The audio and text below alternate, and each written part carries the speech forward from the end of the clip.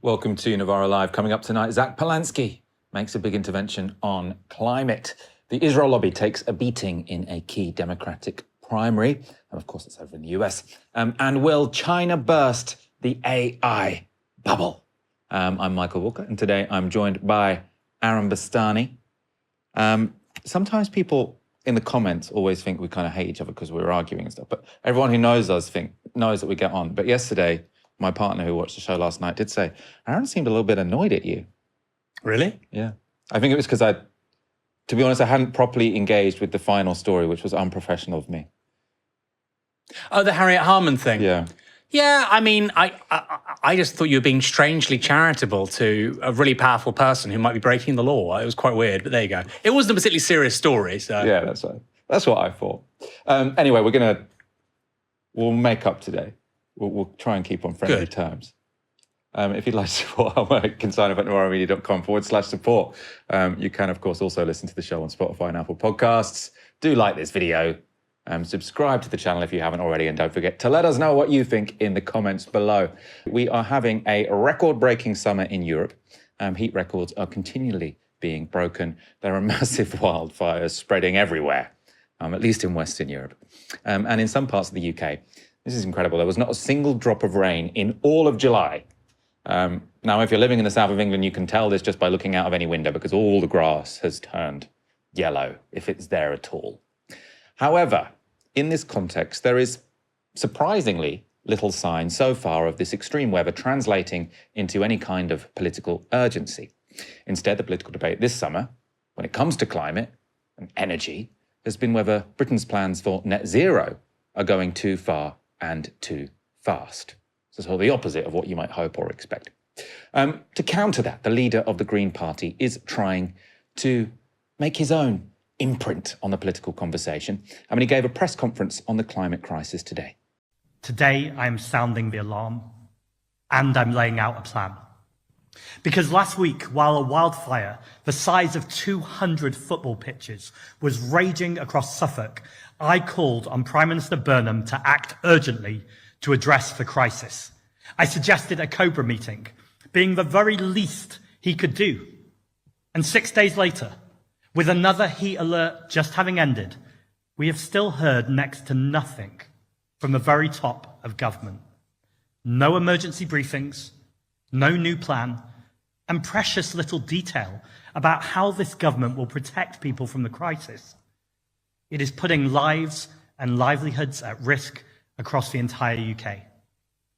So today, I'm delivering a reality check. We are facing the biggest threat to this country since the Second World War.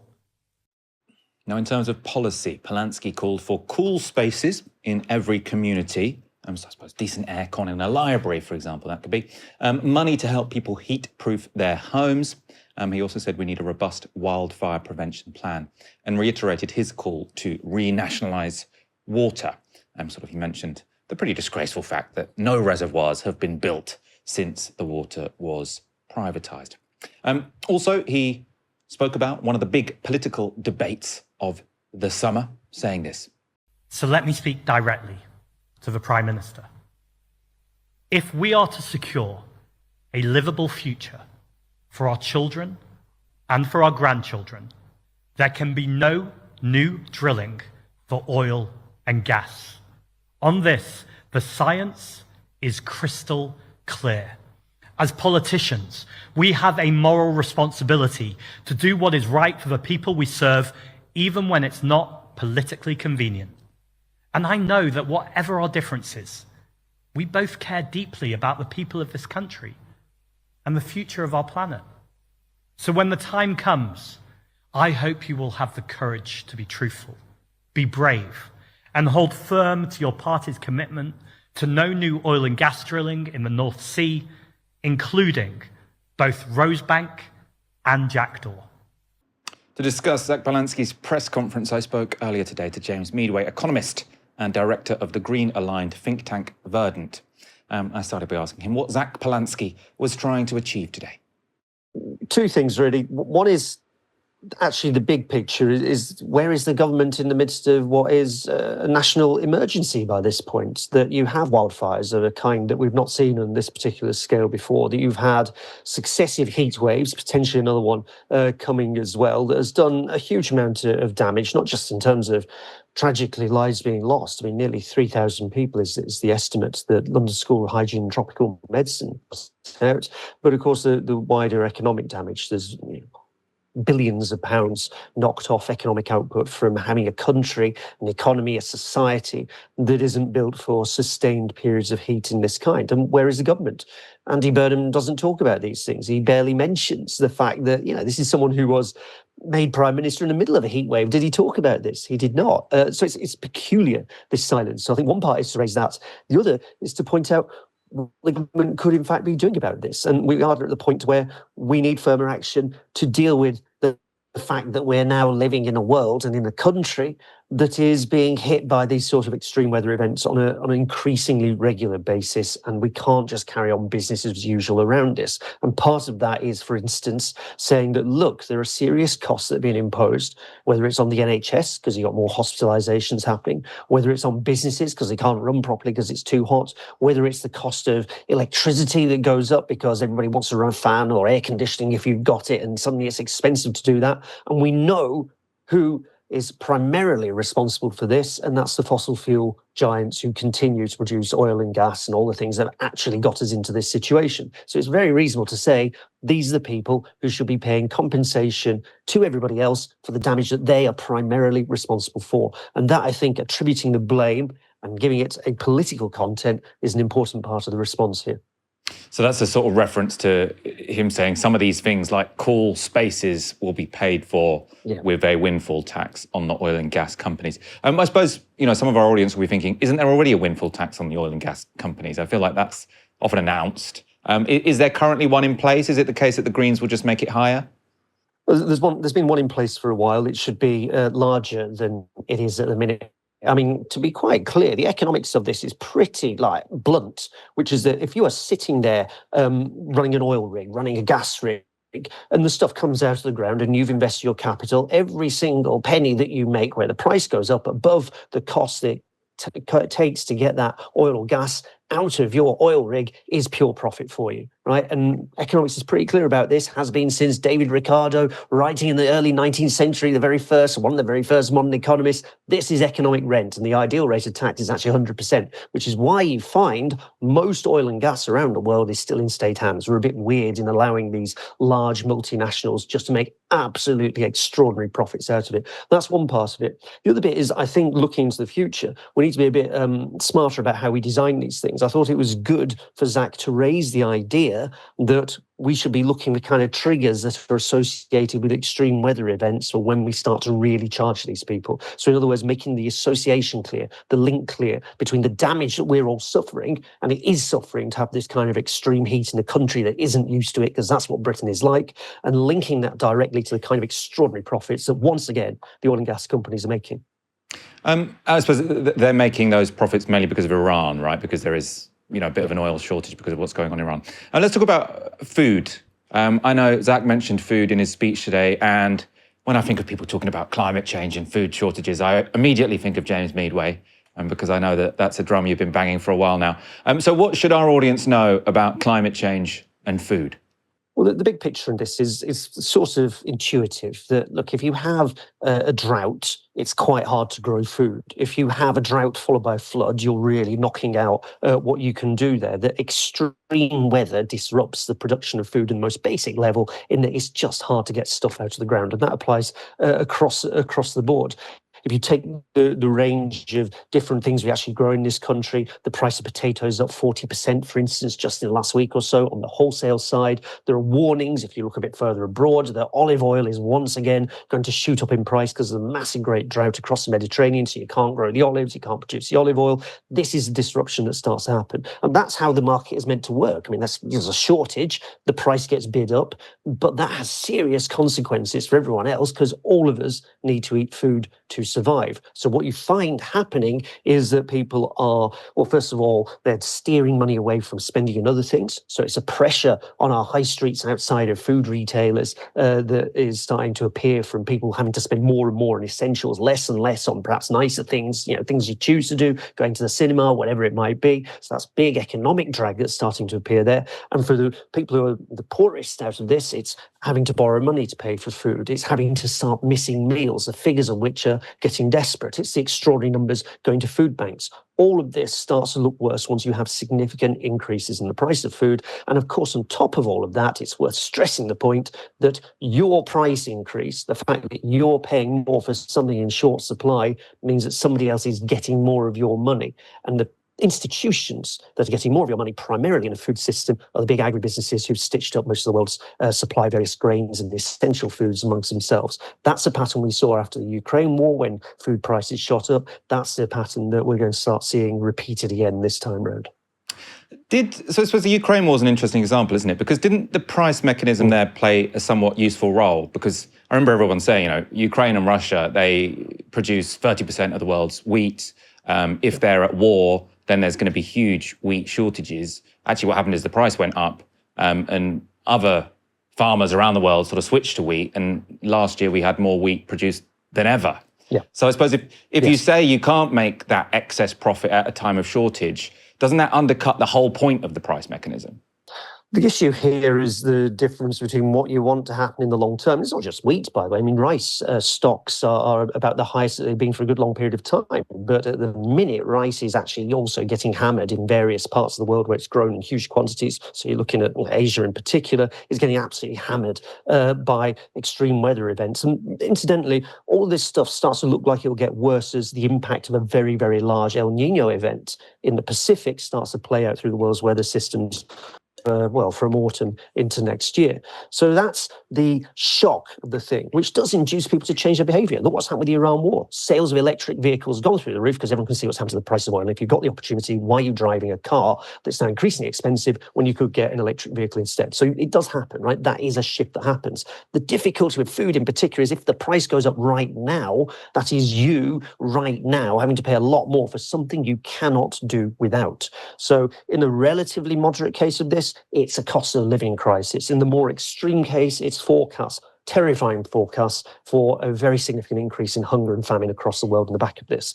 And in the long run, the price mechanism will send a signal that we should try and grow more food, we should invest more in fertilizer, we should do all sorts of other things that might increase the amount of food we're growing. But of course, the problem there is it's now working really hard against the changing climate. So even with that price mechanism working as you'd like to see it, in the long run, ignore the absolute misery and chaos and the death that are happening in the short run right now when people need help. But in the long run, maybe something will change. The long run is the point where the climate change is getting worse and worse and worse. That's what the forecasts, that's what our models tell us. So that's where you have to have the interventions now to both protect people and start to develop resilient systems for growing food and, of course, get us away from churning more of the stuff that is going to make this situation worse and worse in the future, which is something else Zack raised in his speech.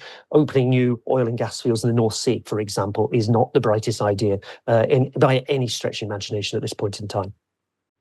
That was James Meadway speaking to me from Bulgaria. Aaron, I want to talk to you about the politics of this. Reform's press conference on Monday was the top story on pretty much every news website. It's also the top story on our show. This Green Party conference has not featured really anywhere. There was a short interview with Zack Polanski on The World at 1, but it's not high on The Guardian, not high on I don't think it's on the BBC's front page. I don't think it's on The Guardian's front page, actually. Isn't that crazy? Isn't that crazy? Everyone's just completely ignored it. It's August. It's silly season. We've led our show with it, like we did Reform's press conference on Monday, because I think they're both newsworthy. Whose fault is that? Is that a failure of the Greens? Is that something fundamental about our media? The media. Is it that sort of it's difficult to sell stories about climate change as opposed to migration? No, it's the media. Everybody's talking about this. Everybody. I've been talking to friends who are climate skeptics, as in they recognise the size of the challenge, but they either say, well, technology will do something, or we won't be around when it gets really bad. These kind of fatalistic arguments. And even those people are saying, there could be some business opportunities in this. There are people who I talk to, one friend, he's not like that, but off the cuff comment he made about he's looking at sort of investing in a hotel in Bournemouth. And this is something that, a consortium of his friends where he lives, which is not the UK, are looking into. And there'll be lots of people out there, serious people, who say, it's not that bad. He will now be saying, well, actually, there probably is a decent business opportunity here. Let's say 10 to 15% of the Northern European market that goes to Spain, Greece, Italy, France, let's say that they stay a bit close to home. That's a lot of cash. What places can we get them to go to? Bournemouth's a great one because it's sandy and it's quite nice. If we have 40 days of no rain, someone like Bournemouth all of a sudden becomes rather alluring. So lots of people are talking about it on a range of planes, okay? It's not all activists. It's people who otherwise don't really care about climate change, who don't support Novara media, who don't watch all our YouTube shows. Everybody's talking about it. If I look at, for instance, where I live in Portsmouth, Southsea Common is yellow. It looks like sand. Nobody's ever seen it look like this before. Everybody is talking about it. And so on the one hand, yes, Farage and it being covered by the media on Monday, there is the added element of the drama with Rupert Lowe, the sort of psychodrama, which I do think is a reason why the BBC and ITV News streamed that press conference. They didn't just cover it. They streamed it on their YouTube channel, okay? And of course, why not? You're a press outlet there, you're doing that, and I'm surprised something similar didn't happen with one of the major broadcasters. But ultimately, whatever you think of undocumented migration into Europe or into Britain, it's nothing compared to this. It is nothing compared to this in terms of the qualitative newness of what we're seeing this summer. Remember, in May, we had successive days where the record for the warmest day in May was broken. That already is a huge story. And now fast forward to July, August. Actually, as it turns out, we had rain briefly yesterday in bits of London and where I live as well on the south coast. But you basically didn't have rain for 40 days. This sounds like something out of a science fiction novel. And so when everybody is talking about this, when everybody recognizes it as a real change, and I even think you see that on right-wing media right now. I saw an article in Telegraph saying that Kevin Badenoch's making a big mistake on climate by being a bit of a climate skeptic, because ultimately she's going to be completely out of touch with reality. As this gets worse over the next 2, 3, 4, 5 years, it's going to be a problem for her. All these people are saying it, and yet the media doesn't really want to focus on it like it focuses on the psychodrama of Nigel Farage.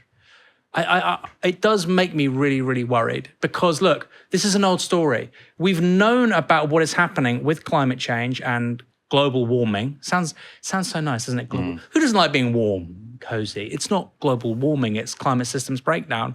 We've known full well what was happening since 1990. You could go back to the 1860s if you want to. But that first report from the IPCC in 1990 about where we're going, about 1.5, 2, 3, maybe even 4 degrees warming being quite plausible, and still nothing has been done. And I think the media has to take a tremendous amount of responsibility. And the fact that in 2026, we're still here, when it hasn't rained in the south of England for 40 days, there is an intervention by a political party which won a by-election this year. No, it's not the climate party with Caroline Lucas anymore. It's a party with 5 MPs. They won a by-election. They now control how many authorities in London? 8, 9 authorities. How on earth is the media not covering this? It's crazy. There have been a few polls, I think they're outliers, showing the Greens basically at one point before Burnham being the most popular party amongst the under 65s. Now, some people think that's gone for good. I don't. I just think politics is very volatile right now. What the hell is going on? The Guardian isn't leading with it? Come on.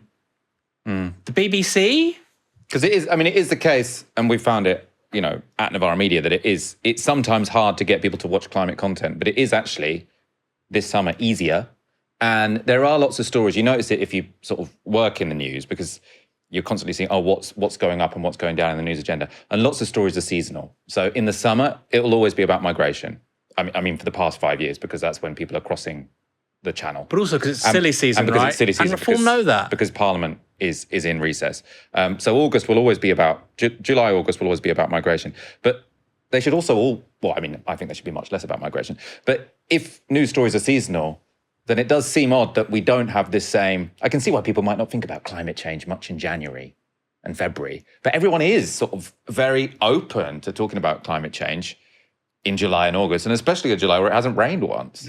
So I think you're absolutely right that this is...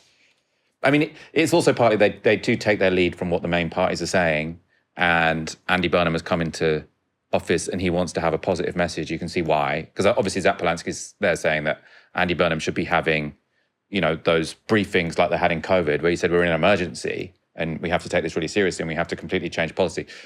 I think I would like to see that.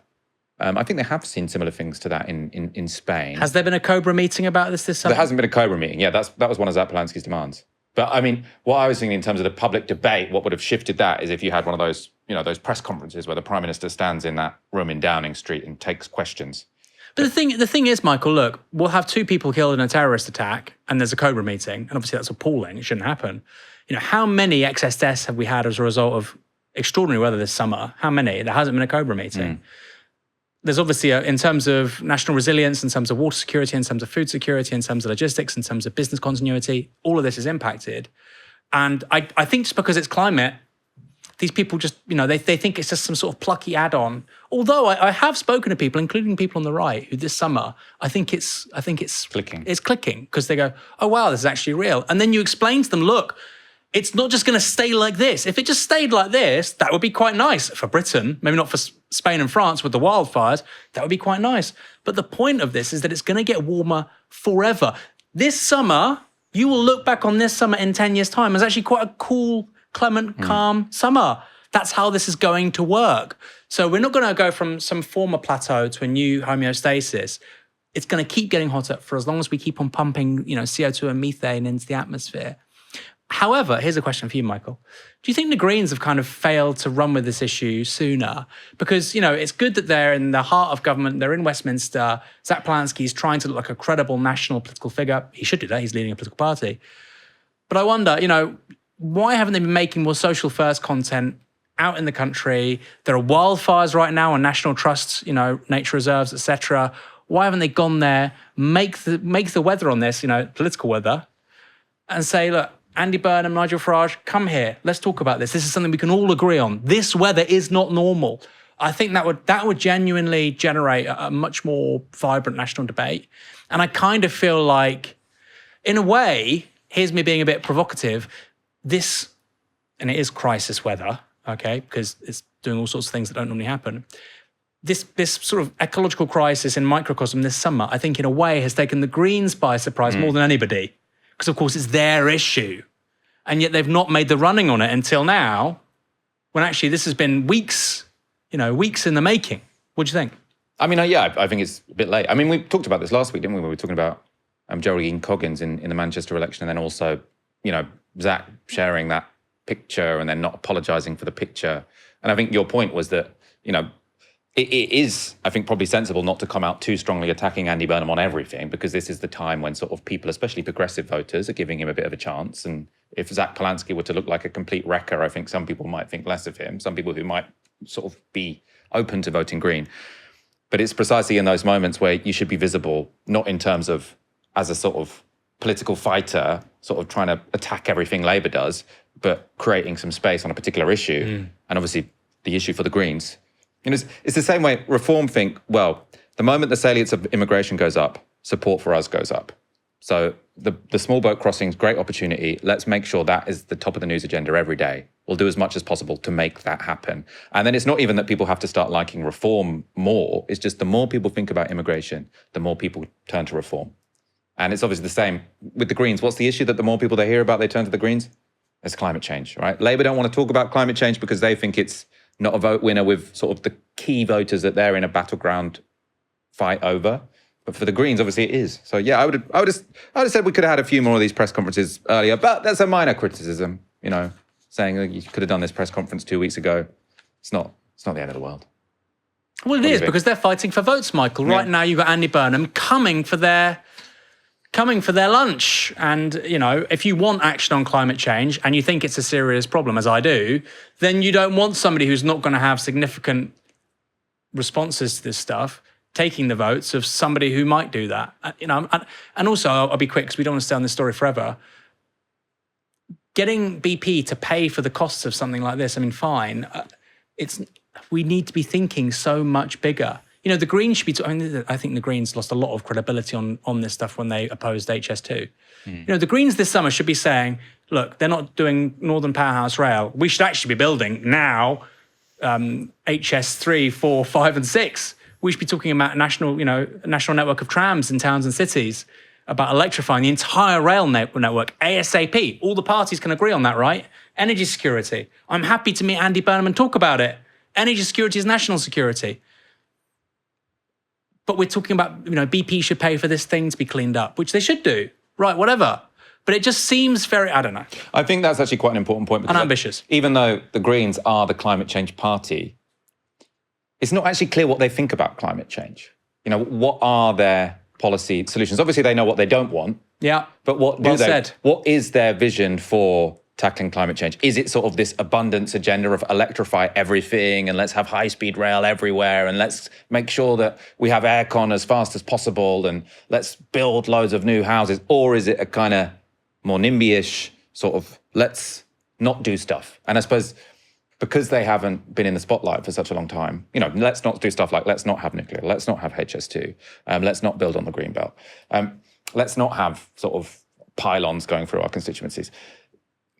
I think there's an internal battle going on potentially, and maybe, and also I don't know if this was Zack Polanski's passion. Obviously, the reason he got ahead in the polls is because he started talking about other issues, cost of living, etc. So I think maybe they were not really prepared to talk about climate change. They don't really know what their party position is, and they should probably work that out pronto. Interesting place to end up, right? Of all the policy issues, that's the one right now. They don't look very sure of themselves. Who saw that as their weakness? The Israel lobby spent over $30 million trying to defeat Adel el-Sayed in Tuesday's key Democratic Senate primary in Michigan. But despite all of that money, the progressive pro-Palestine candidate backed by AOC and Bernie Sanders has beaten his pro-Israel rival. The race was still too close to call last night. In fact, it was closer than many people had expected. But with el-Sayed marginally ahead, he said this to his assembled supporters. We all knew they were going to spend their money. We didn't know they were going to spend $70 million of their money. We didn't know that they were going to outspend us $11 to $1. And yet we're still standing. They want to tell us that here in Michigan, we're a purple state. That somehow everybody walks around wondering, I wonder where I stand on a left-right spectrum. When really, up and down the state, what you hear is, I wonder how I can afford my rent. I wonder how I can afford my groceries. I don't know what'll happen if I get sick because I can't afford my deductible. So as you heard there, like Mamdani in New York, el-Sayed pitched his candidacy on the cost of living and tackling corporate power, and which is why it wasn't just the Israel lobby that campaigned against him. The $70 billion figure he cited included all the opposition money that went into Michigan, to oppose his candidacy in that race. So from the Israel lobby and, I suppose, from the corporate lobby. It all made this the most expensive Democratic primary in history. Like, no comparison. Yet it failed. Adel el-Sayed is on, or got 48.5%. His AIPAC-backed rival, Haley Stevens, got 47.5%. And Mallory McMorrow, a centrist candidate who had in fact already dropped out by the time people went to the polls, got 4%. So as I say, much closer actually than the polls had been suggesting. They suggested that el-Sayed might win by quite a bit. El-Sayed is, for his part, a very accomplished candidate. He's a medical doctor. He's a Rhodes Scholar, which is very prestigious for an American politician. It means you go study in Oxford for a bit. And he's outspoken on Palestine. You struggle for the healthcare you need, and meanwhile, our government sends a foreign country of 10 million people, that's like the size of the state of Michigan, billions of our tax dollars every single year. And then to watch that country do a genocide on top of the apartheid that it does on baseline, and then take us to a war that we had no business fighting, that is astounding. It's astonishing. And then to realize that there is the attempt to normalize a political action committee whose key goal it is to align our foreign policy with the foreign policy interests of that country.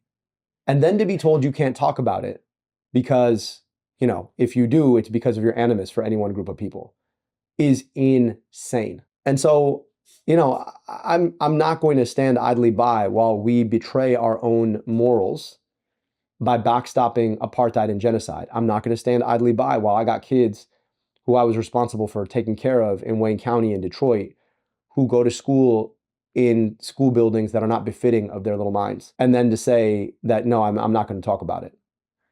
So Israel is an affordability issue. Now you can see why that's a candidate the Israel lobby didn't want in the Senate. And who did they back to take him on? Well, her stance on Israel is not exactly subtle. And in the United States Congress, I will continue to fight for the people of Israel. I will continue to fight for Israel's existence. Israel comes to me in my dreams. I see Israel's future, and I know that Israel will continue to exist for the Jewish people. Israel comes to me in my dreams. Bonkers. She almost won, Michael. Won.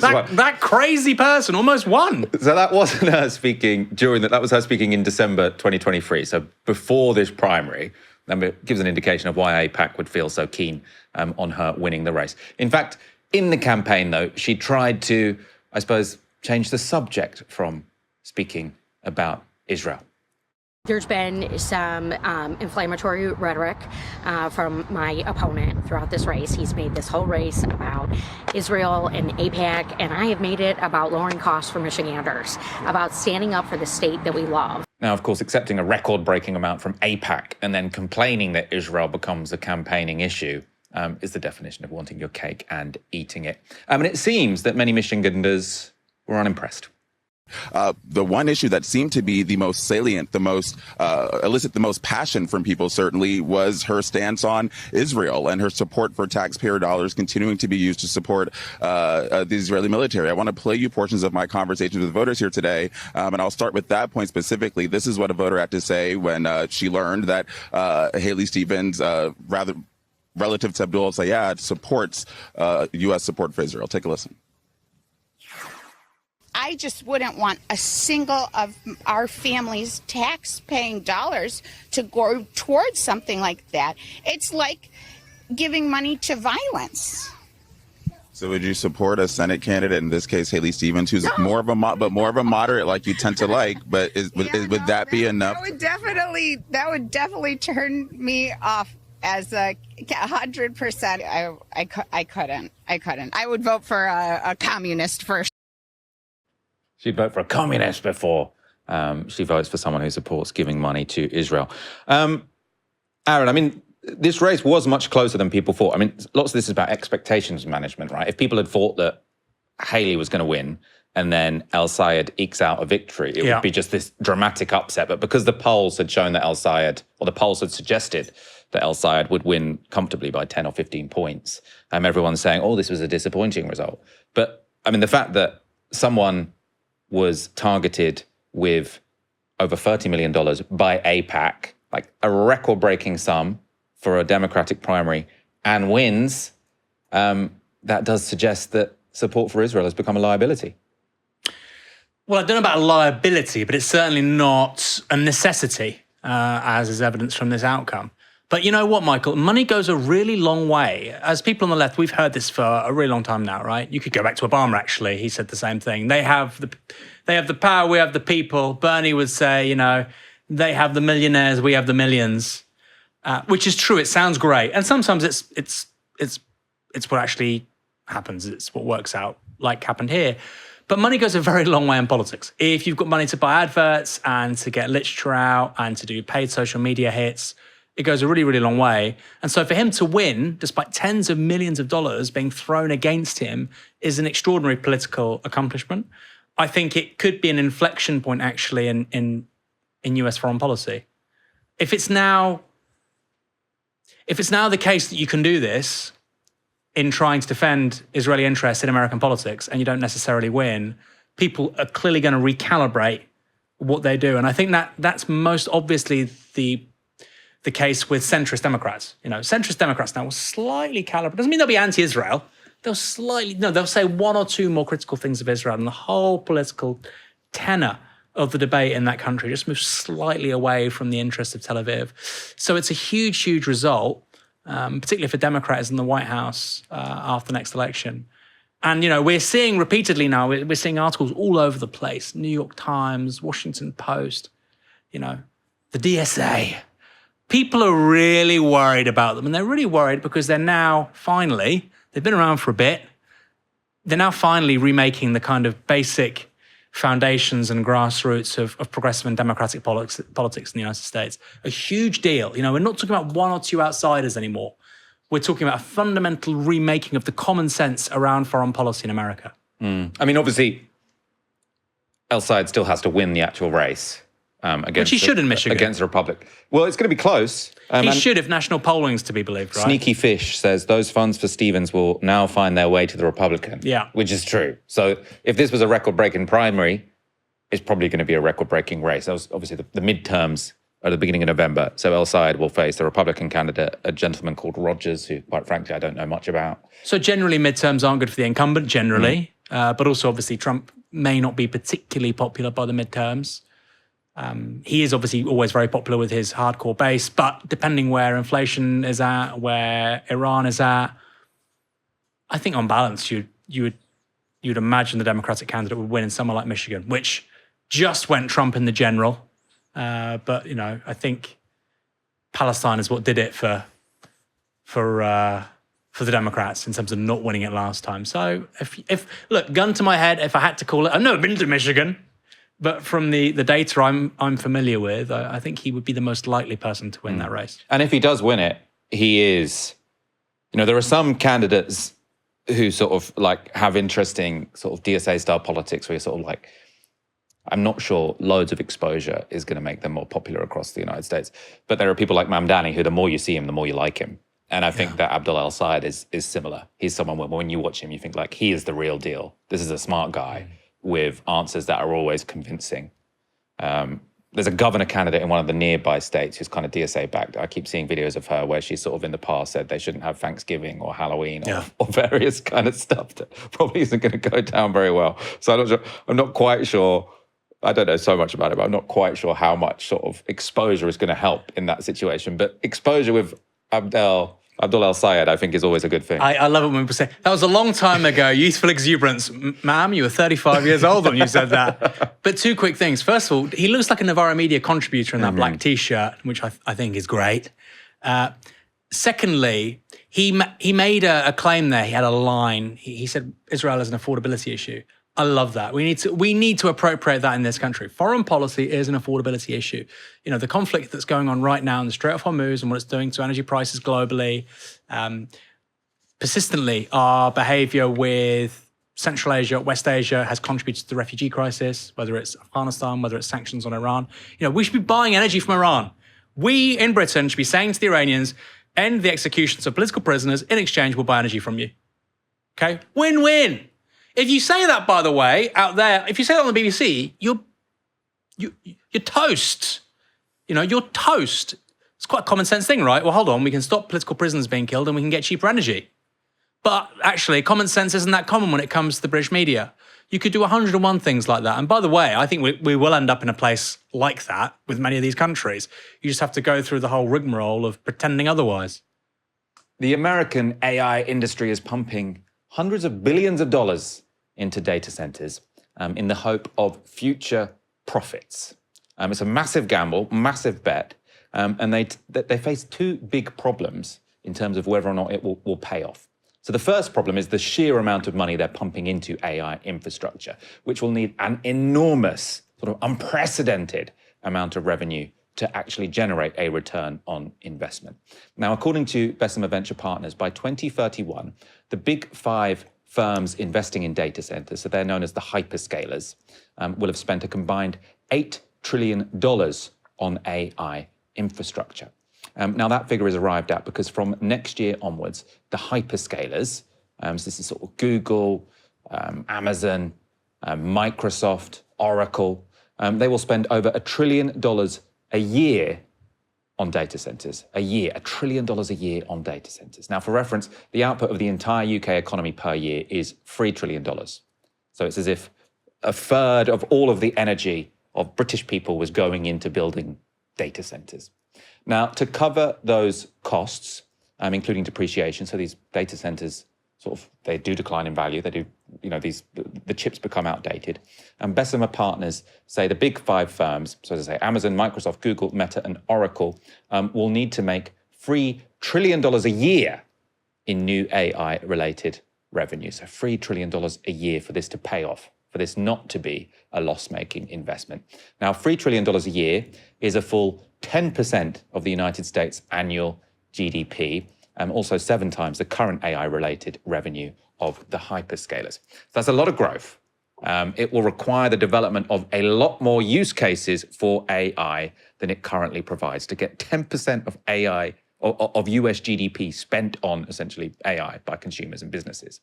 Ominously, the report that I've been referencing here says, quote, the main prize is the $40 trillion paid annually to knowledge workers globally. So that's what they're looking to displace all of the world's knowledge workers. So the $40 trillion, instead of going into workers' pay packets, can go straight to their company, right? The big gamble is how many jobs AI can replace. So already difficult to see how they make this money. And there is a further problem for the American firms. Now, that's because even if AI does end up serving lots of high-value uses and replacing lots of jobs, the hyperscalers need captive markets, right? They need companies and consumers who not only want to spend lots of money on AI, but they want to spend lots of money on AI with American firms. And that's where the threat from Chinese competition comes in. So a piece in The Economist this week lays out the problem for Meta, Google, et al., for all the big American tech firms. It's titled, How China Gets Better Bang for Its Buck Than America in AI. This is what the article says. How much money should companies lavish on artificial intelligence?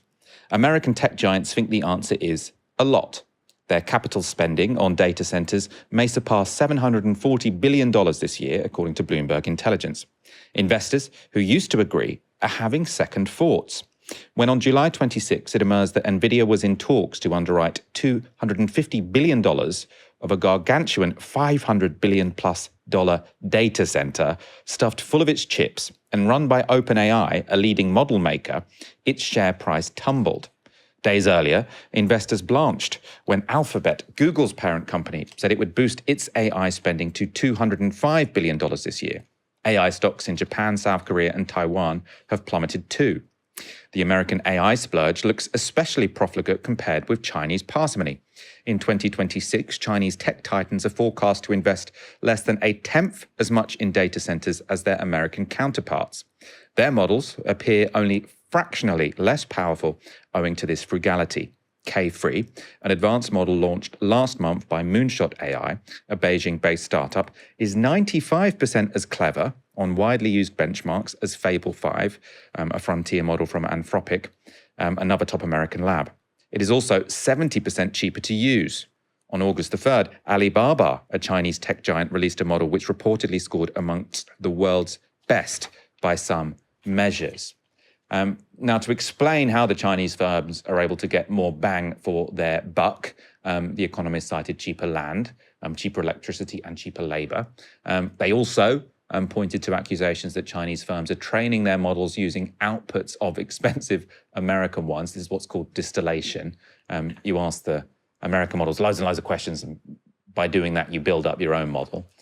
They also say it's partly a result of China being banned from buying the most expensive and advanced chips from America or from Taiwan, namely the ones made by NVIDIA. And so that forces them to do more with less. Aaron, we haven't actually talked about sort of the tech bubble in a while.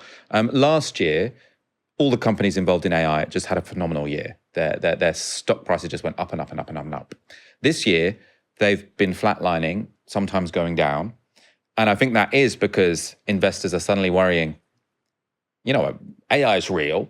AI is going to have uses. It's going to generate revenue in the future.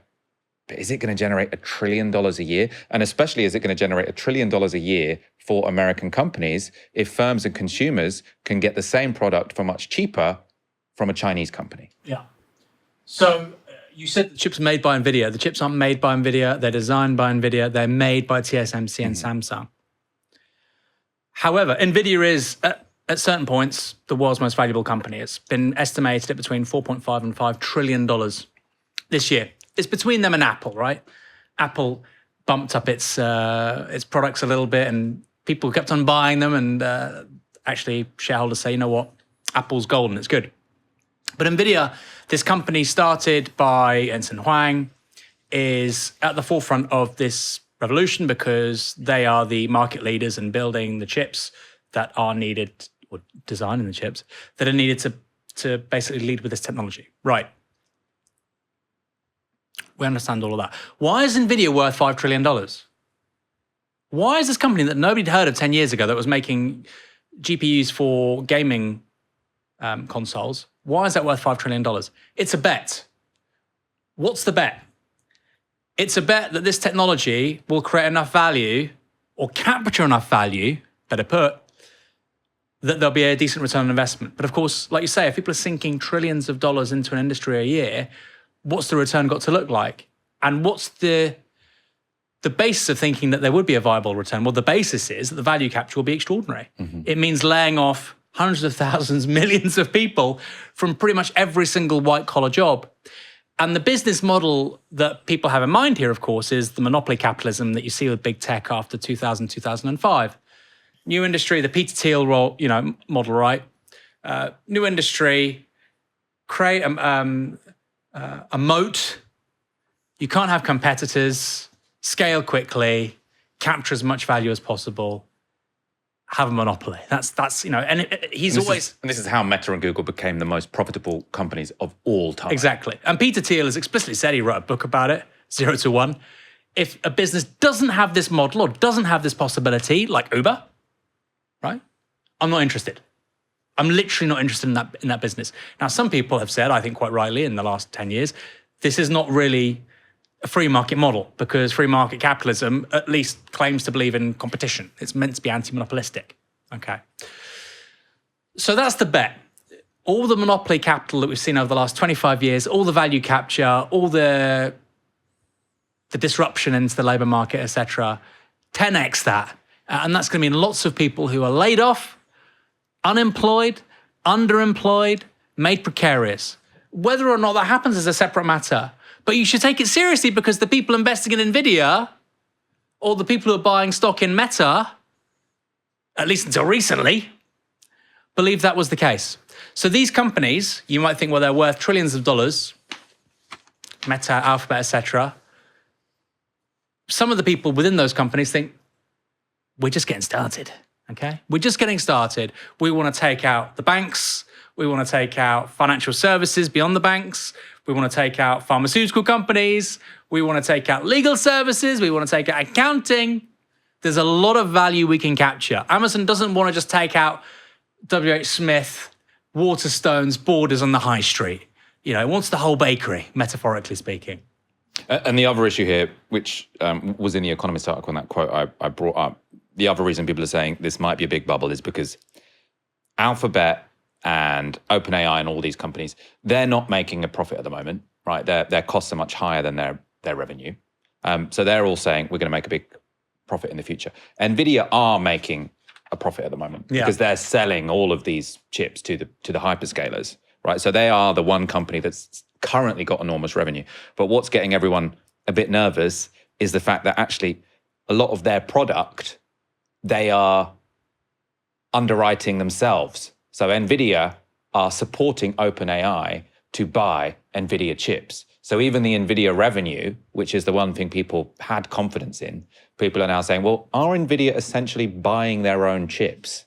And is that inflating their revenue? So even NVIDIA, which looked like the safe bet, is not necessarily as safe. It's still the first or second most valuable company in the world, depending on where Apple and NVIDIA are on any given day. But you know what? There's a second point here. So we're saying that there could be Chinese competitors to all these companies that are using the NVIDIA technology. So Meta, Alphabet, Amazon, etc. But equally, NVIDIA, it's not Saudi Arabia with oil. They don't have some natural resource that other people can't get at. Ultimately, they design chips, right? And it's perfectly plausible that another company comes along and does a better job. I mean, that's the story of capitalism over the last 150 years. And it may well be that the company that does that isn't even based in the United States. I find it really interesting, Michael, that TSMC, the company in Taiwan that makes about 90% of the most cutting-edge chips, this ultra-thin, lithographic printing that they use, Samsung do some as well, but it's almost all TSMC. TSMC, last time I checked, is probably more now, is valued at something like $1 trillion. Like it literally makes all of this stuff.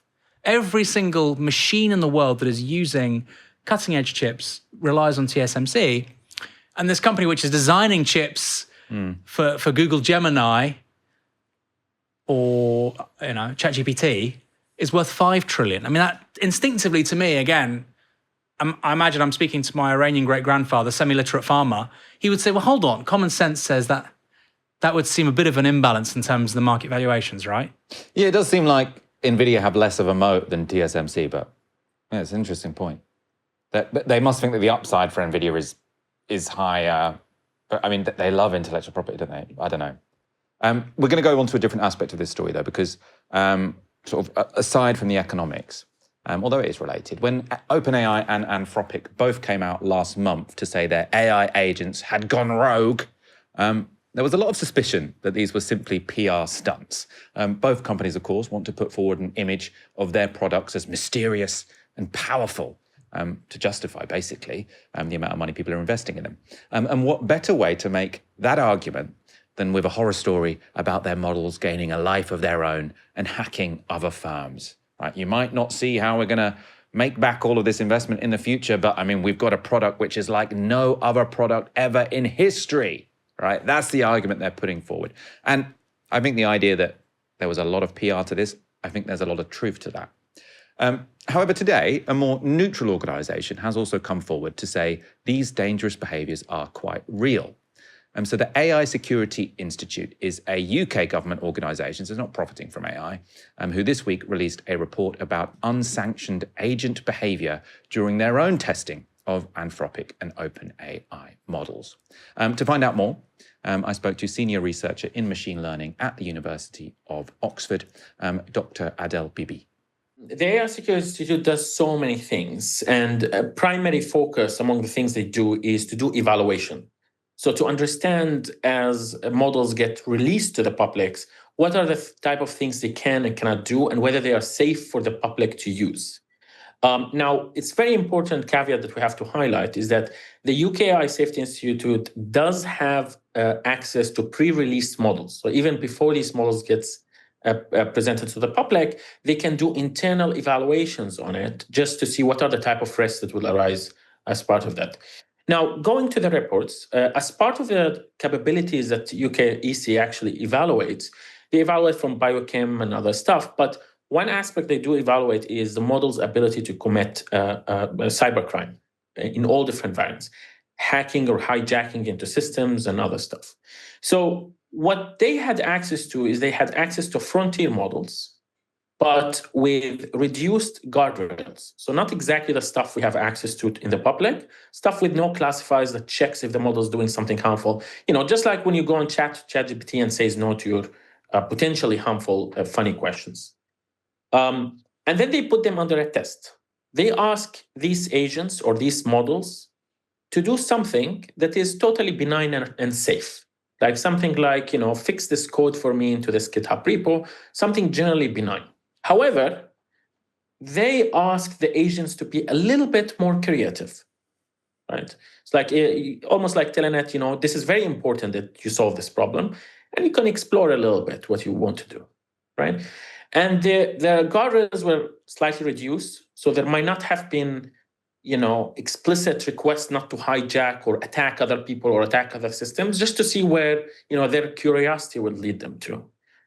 And surprise, surprise, these agents have high enough capability to explore, various routes. One of these routes involve social engineering, dropping emails to other people to try to exfiltrate some information in the attempt to solving the original task that was actually benign. So this is, I think, another indication to an unprecedented improvement in capabilities. And so this is similar, as far as I understand it, to sort of the OpenAI Hugging Face incident, isn't it? Where the AI model is given a benign task, instead of doing the task sort of honestly, if you imagine a person taking a test, it hacks into a database to try and find the answer, to try and find the answer to the problem which it has been given. And I suppose what stuck out to me in the write-up of this is, as you say, the social engineering, which it created so it puts some malicious code onto GitHub. So GitHub is a place where sort of coders store code. Obviously, this is not my industry, so you can correct me if I'm saying something completely wrong. But then to try and get it approved, what the AI agent was doing, it actually went and emailed a real human and pretended to be a real human and sort of, I think, spoke in Danish or Norwegian, and then also pretended to be other users giving their comments likes. So yeah, can you talk about it from that perspective? So from this perspective, actually, I think this is one of the earliest works that we have seen. We haven't seen this before. So this is sort of a novelty towards what we know about the OpenAI incident and the later Anthropic incident, their ability to do social engineering towards getting some access to more information. So with that regard, actually, it seems that these agents detected some patterns. So as part of their quest to solving that task, they came across a username or an account of someone. And then while they're sort of solving it and searching the internet, they saw an account that was somewhat similar to what they have seen before. So they built up these correlations. And they thought, well, one way to solve the problem is to communicate with this person and get some information out of it. Now, it is very important to highlight that also the agents, while doing that, part of the social engineering stuff they were doing, is that they were reasoning, am I in simulation? Am I being tested? Is this all safe? Am I in trusted environment? And looking at the chain of thoughts that was generated of the model, it seems that they did conclude that this might not be a simulation. And yet they actually went on with the process. But I think this is one of the very few examples that we have seen recently, maybe the first one to my knowledge, that the models did actually directly contact people as part of a social engineering track towards solving that. And was it successful? Was the human convinced? None of the malicious attempts were successful in any way or form. Some of those, even one of the attempts that the agents tried to do is to create fake accounts impersonating potentially some people. These were also blocked down by GitHub after a while. But none of these harmful attempts actually were ever successful. And they actually, one of the things they tried to do is to do an update to some code, and they requested approval to someone else's code, but that person realized there is malware in this request, and they turned it down. So none of these attempts were actually successful. And I suppose a question people have had when it came to OpenAI, also Anthropic, sort of their release saying, oh, actually our AI went rogue as well, and then this one, is I suppose the extent to which they actually have gone rogue. Because, I mean, by your description, it sounds a bit like the AI Security Institute said, nudge, nudge, wink, wink. If you want to try and hack this information, feel free. And the agent has basically done what was asked of it, which doesn't sound like going rogue, right? Going rogue would normally be it's sort of explicitly not followed its instructions, whereas here it sounds like the AI Security Institute said, can you answer this question by any means necessary? And that's exactly what the agent did. That's precisely it. So I personally wouldn't consider this as AI gone rogue. We tend to observe that these models are laser focused to solving problems. If you tell them solve this and you give them enough time and computation, they will keep trying harder and harder to solve it. Now, if you didn't specify the type of things they shouldn't be doing, you sort of allow them sort of to do it in the hopes that, you're hoping that they will self-reflect and realize this is potentially not something my human operator would like, so therefore I wouldn't be doing it. So it's not rogue in that regard, because its objective is to solve the human's intents, the task, but the task was purposely, for the testing purposes, slightly made vaguer, more vague in terms of what can and cannot be done. So what's the implications of that? If an AI agent has done what it was asked, should anyone be particularly worried, or should we just give it more benign sort of tasks? Yeah, so I think, yes, you should worry about that, specifically because we're moving towards AI automation, meaning that people will rely on AI more often now and sort of will pre-approve many of the requests that the AI says, I'm going to do this to solve your problem, I'm going to do that to solve your problem. And if we don't have proper monitors on problems that are not well specified, problems will happen. And this problem exists for a long, long time. This used to be called also reward hacking, in which I specify the ultimate goal, but I don't specify the routes towards achieving that goal or the forbidden routes towards achieving it. And people oftentimes, when they use AI, they might end up misspecifying the objective or the task. And that's part of the human error. And therefore, some of these problems may arise, specifically if the AI is not regulated or governed. That was Dr. Adel Bibi speaking to me earlier with a fantastic background. Anytime I get a technical expert, I want to see that they've been doing lots and lots of sums behind them. I shouldn't call it a sum, should I? What has he got behind him, Aaron, do you think? How would you describe that? Algebra? Algebra? Yeah, maybe functions, perhaps, I'm not sure. Equations? Equations, yeah, equations is probably what I was looking for. Curtis J with a super chat. I'll say, again, probably veganism is an ideal that isn't easily achievable or practical. Just do what you can, do whenever you can. I agree with that. Veganism, very, very noble, but I don't think we should demand too much of people. Sometimes eating meat's actually good for the planet. Rarely, I would say. I had this argument with a colleague of ours, Gary, because he wouldn't eat oysters. And I said, oysters actually sequester carbon and they apparently don't feel pain.